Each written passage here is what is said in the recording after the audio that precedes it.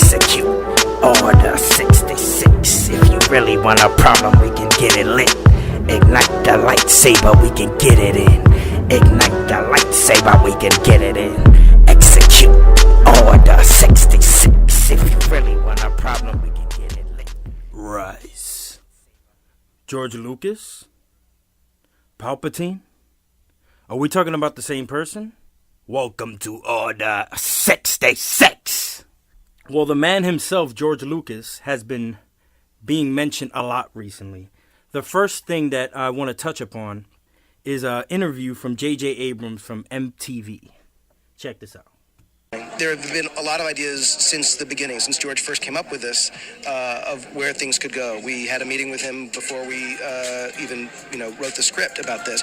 I think a lot. Episode 7 or episode 9? No, really. So a lot of, what we have taken, is really taken to heart everything that's come before, and it's been, while it's been obviously significantly challenging, it's been a greater opportunity than a challenge. So another reliable source is from Collider.com, and it pretty much said the same thing that you just heard from MTV.com. George Lucas was spoken to in a meeting, like boss meeting type of shit. What are we going to do with Luke Skywalker? What are we going to do with this, that, and the third? I'm guessing Palpatine and the whole connection to Darth Plagueis the Wise. So I'm gonna show you another clip real quick, and it's Gustavo Fring that he was the bad guy in Breaking Bad. If any of you are familiar with that show, he elaborates and he mentions George Lucas again. Check this out.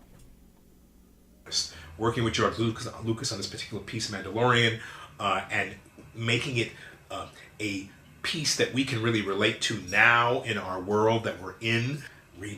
Well, what's cool about Mandalorian is that Jon Favreau, you figure a guy who wrote it, figured it out with George Lucas, would direct every episode. That would be all ego, right? He has amassed some incredible directors from different parts of the planet to give their take on an episode. I find that to be so phenomenal, because then we have new and fresh ideas every single episode coming into this particular show that reflect the fans, because directors are also fans. You're from Australia, from England, from London, from wherever you are.